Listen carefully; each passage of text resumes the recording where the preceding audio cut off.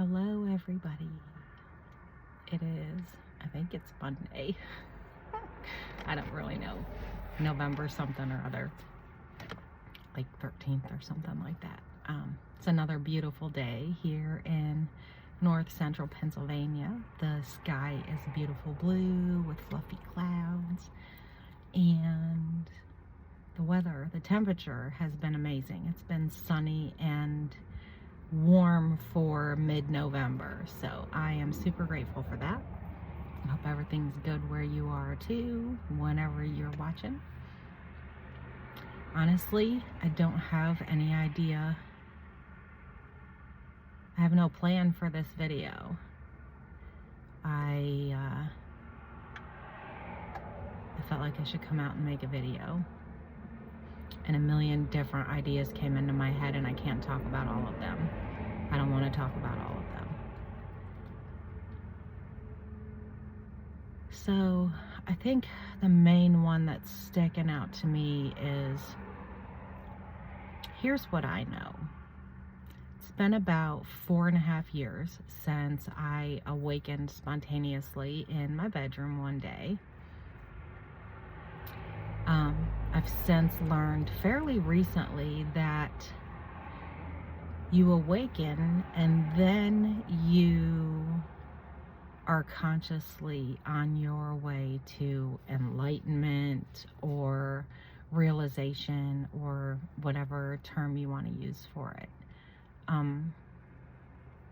Some people will reach that in their lifetime, be an embodied, enlightened, realized master walking the face of the earth, like Jesus or Buddha or 1,000 other people that I can't think of right now.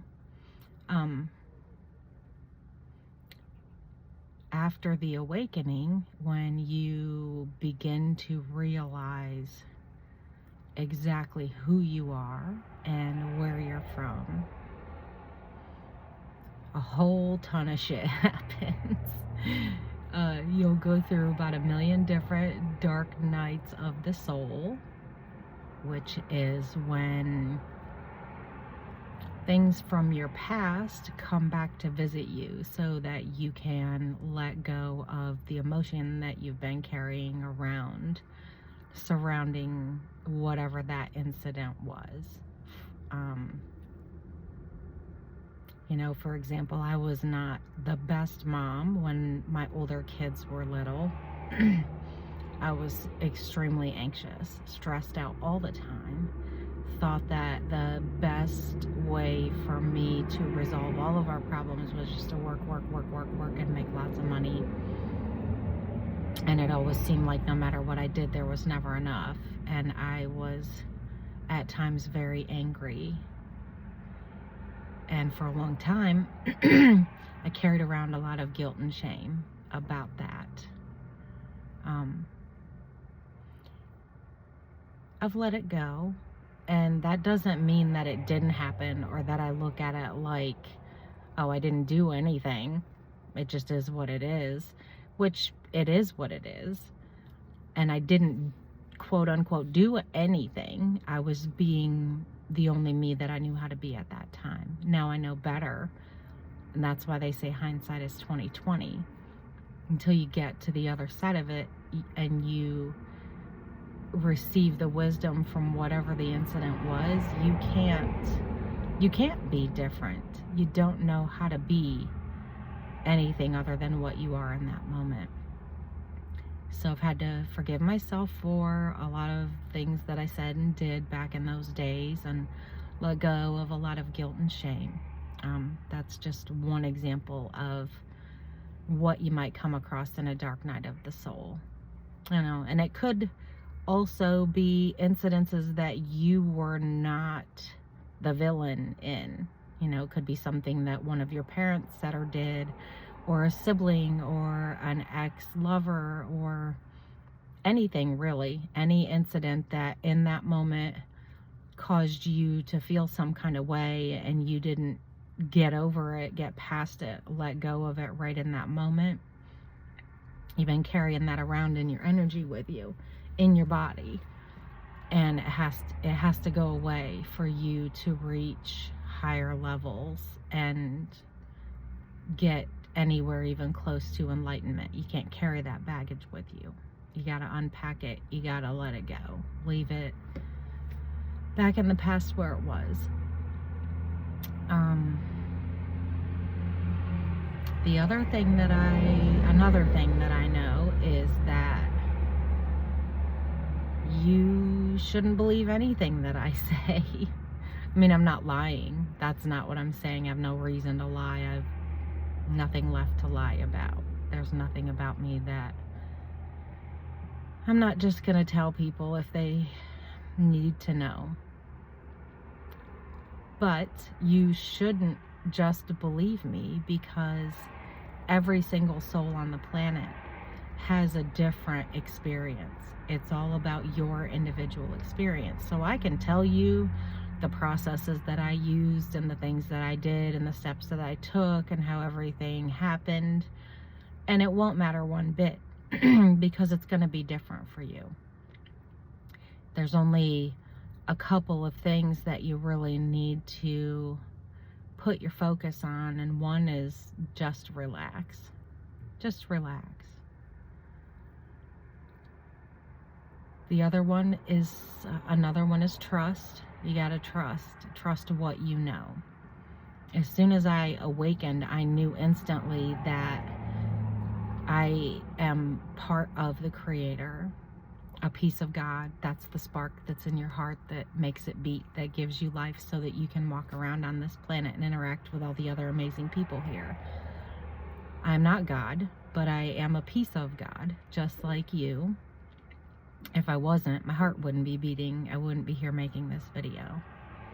So you have to trust that if you are of God, a piece of Him, one of His children, quote unquote, that He's going to take care of you. He, she, whatever you want to refer. Don't even use the word God. I know that that makes people cringe. It brings up emotions. It brings up memories. Leaves a bad taste in some people's mouth. You call Source, Creator, the Great I Am, whatever you prefer to call it. It doesn't care. It's energy. It has no emotion. It just knows if you're focused on this, then that must be what you want, so I'm going to give you more of that. And if you're focused over here, then you must want more of that, so I'm going to give you more of that. God multiplies, expands. Energy multiplies and expands. So whatever you're putting your focus towards, it's going to expand, because it's energy and you are the consciousness conducting that energy. So if you're saying, ooh, I'm looking at this right now, it's going to give you more of that, whatever it is, whether you deem it to be good, bad, or indifferent. Well, maybe not indifferent. If you're looking at something that you don't like and you just keep looking at it and looking at it and looking at it and looking at it, you're going to get more of it. It's the same as your social media algorithms. If you stop and watch every fight video, then it's going to give you more fight videos. If you stop and watch every cat video, it gives you more cat videos. It says, ooh, you must like this. And if I keep feeding you more of that, then you're going to stay here and keep doing that. That's the basis of the algorithm on your social medias. Not the basis of the algorithm for the universe, because it has no feelings. It's not trying to keep you anywhere. You're here for the experience and nothing more. What else do I know? I know that the law of attraction is real. It is a fact. And I'm not just talking about making vision boards and writing 50 times a day for 5 days that you want this. I'm so grateful for the $5,000 in my bank account. I'm so grateful for the $5,000 in my bank account. First of all, $5,000 is small in the eyes of the universe. The sky is the limit. It's unlimited.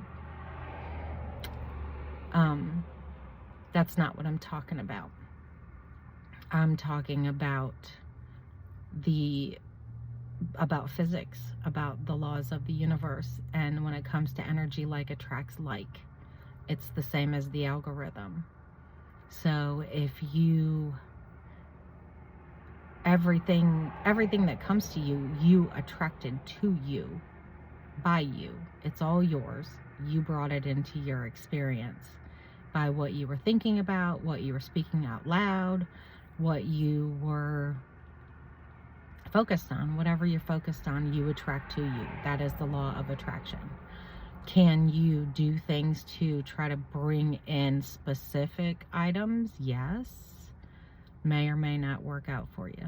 Depends on how you really feel about those things and the vibration that you're putting out. But it's a real thing, and you can attract anything to you that you want and need in life if you just believe that you deserve it. You have to believe that you deserve it. You can do all those processes that they have on the manifestation pages and in the books and in the seminars, but if you deep down at the core of you, the person, the human being, don't believe that you're worthy, it's not going to come, because you're wishing in one hand and shitting in the other, I guess is the old expression. You're pinching yourself off. You know, you're directly connected to the source of all that is. And if you focus on something, it's going to give it to you, unless you're focusing with one eye and with the other eye looking at all the reasons that you don't deserve whatever it is that you're trying to get. What else?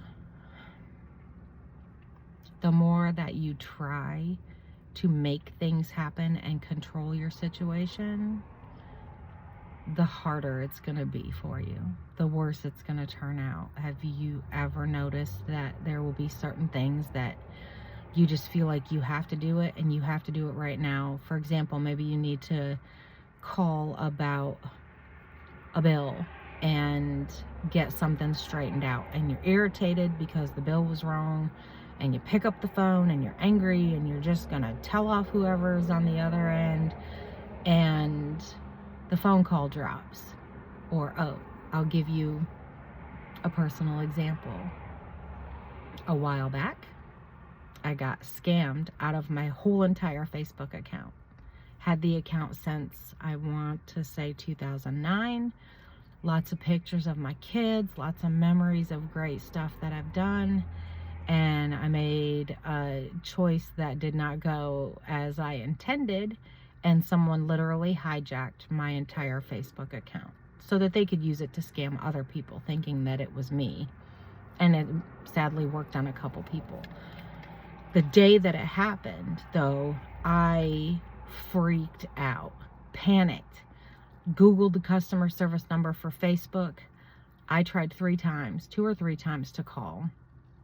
And every time, as soon as the person on the other end picked up and I started to talk, the call dropped. Every single time. Because I was trying to control that situation from a place of panic and fear and anxiety and sadness and every other emotion that you could think of if you lost your social media account. Some of you might be like, that's a dumb thing, but you know, it is what it is. I love my Facebook account. I love looking back at all the memories. I love some of the great memes and things like that were on there. And some days I feel like maybe I should try to get it back. And then the thought just kind of leaves my head. So I feel like if I was supposed to do that, I would be inspired to do it. Whenever it pops into my head and I think, I really want my Facebook account back, maybe I should try to call them again. Now I ask myself, why? What reason are you trying to control that account? Are you, I mean, it's obviously trying to control something. There's no logical reason for me to need that account back, other than the fact that there is the potential for them to scam other people. But I really just don't feel inspired to do too much about it. Honestly, it was probably a really good thing, because I spend about a third of the time on Facebook now, because my new account sucks, because it's got about a third of the followers, and it's probably more ads than actual posts, because they just feel the need to fill my timeline for some reason. So that is an example of how when you try to control a situation, it can just end up being, it just won't work out. Sometimes it'll even get worse. You try to make things happen and it kind of goes in the opposite direction. What else? Oh, that kind of ties into the other thing that came to mind for me to talk about, is the people that are striving for enlightenment may end up being the last people to get there. And that goes along with it kind of goes along with all of what I've been saying. I didn't even know anything about enlightenment. I'd heard people talk about, oh, I'm on a spiritual journey. Oh, I'm on a path to find myself. And I didn't really think too much of it. And then all of a sudden it happened to me. I wasn't looking for it. I had just decided sometime before that, excuse me, that it started out with, I'm tired of feeling like this. I just want to be happy. And I muted all of the news channels that were on my Facebook feed. Stopped watching any kind of news on television. And I just focused on other stuff. Nothing in particular, just things that made me feel good. Doing things that made me joyous. The second thing that happened after I got my insides feeling better was I decided that I wanted my outsides to look like my insides felt. So I started going to work out 2 or 3 times a week, taking more walks, and then it just kind of seemed like the last piece to the puzzle. Everything else was going well. My money was better than it had ever been. My family life was okay. I felt good. I was starting to look the way I wanted to look, except I could not get out of this cycle of attracting just the worst men for me. I mean, they were exactly the people that I needed at the time, because you attract what you want and what you need and what you think you deserve. And I kept attracting people that just threw in my face repeatedly what I felt I deserved. And that was when I awakened. I threw my hands up one day and was just like, I fucking give up. What is wrong with me that I keep doing this same shit over and over? And that hit me like a lightning bolt. And so you don't have to be looking for it to happen. It's actually probably better if you're not looking for it, because according to the laws of attraction, wherever you put your focus is what you're going to get. And if you're trying to awaken or trying to become enlightened, you're looking at the wrong aspect. The analogy Abraham Hicks uses is, think of it like a stick. You've picked up the awakening stick or the enlightenment stick, and on one end is enlightenment, and on the other end is lack of enlightenment or lack of awakening. And if you're trying to become awakened, then you're focusing on the fact that you're not. You're looking at the wrong end of the stick. So you need to just trust the rest of it, that you can't make it happen.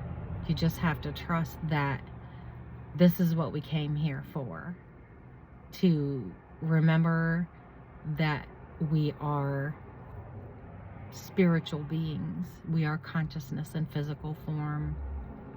We came here to remember that, to expand, and the way that we expand is to just by having experiences, any experience, because every single person, even if they go through the same exact thing, experiences it differently. So you have to just trust who you are and where you're from and why you're here, and that it's all good. Everything is working out. Everything is working out exactly as it should be. And your main goal is to acknowledge that you are that light, you have that spark, and that it's in there, and then just shine it out to the world and go out and live your life and enjoy your experiences, whether you see them as good or bad or otherwise. Just enjoy it. I think that's all I've got, and I love you very much.